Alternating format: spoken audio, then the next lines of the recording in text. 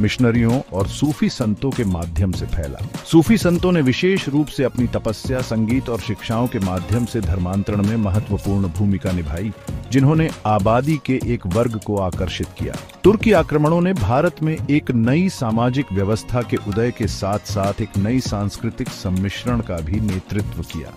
भारतीय उपमहाद्वीप में तुर्क शासकों के आगमन से फारसी तुर्की संस्कृति का प्रचलन हुआ, जो मौजूदा भारतीय परंपराओं के साथ घुल मिल गया। प्रशासन और साहित्य की भाषा के रूप में फारसी को अपनाया गया, जबकि कला, वास्तुकला और संगीत में तुर्को फारसी प्रभाव स्पष्ट हो गया।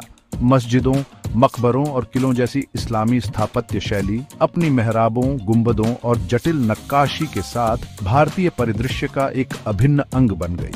तुर्की आक्रमणों ने सामाजिक रीति रिवाजों, पोशाक और भोजन में धीरे धीरे बदलाव लाए।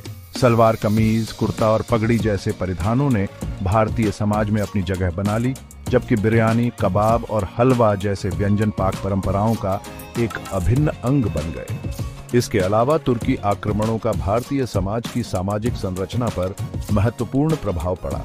नए सामाजिक समूह जैसे तुर्क अभिज्ञात वर्ग और धार्मिक विद्वान प्रमुखता से उभरे, जिससे शक्ति और प्रतिष्ठा की स्थापित पदानुक्रमों को नया रूप मिला। इन सामाजिक और सांस्कृतिक परिवर्तनों ने भारत में एक विशिष्ट इंडो इस्लामिक संस्कृति के विकास में योगदान दिया, जो सदियों से मुस्लिम और गैर मुस्लिम परंपराओं के सम्मिश्रण की विशेषता थी।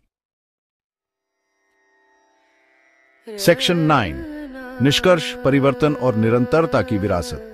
निष्कर्ष में तुर्की आक्रमणों ने भारतीय इतिहास के पाठ्यक्रम पर एक स्थायी प्रभाव डाला, जिससे उपमहाद्वीप के राजनीतिक, सामाजिक और सांस्कृतिक परिदृश्य में गहरा परिवर्तन आया।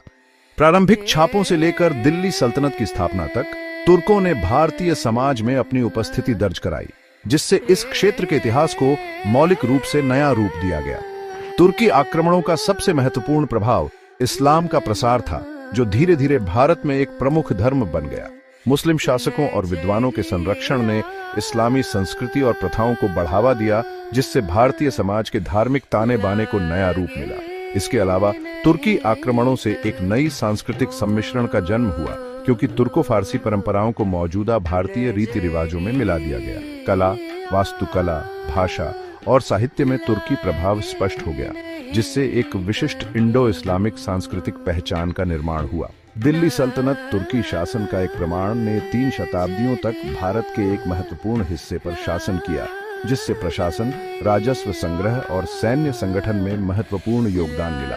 सल्तनत ने कला, संस्कृति और वास्तुकला के संरक्षण को भी बढ़ावा दिया, जिससे एक जीवन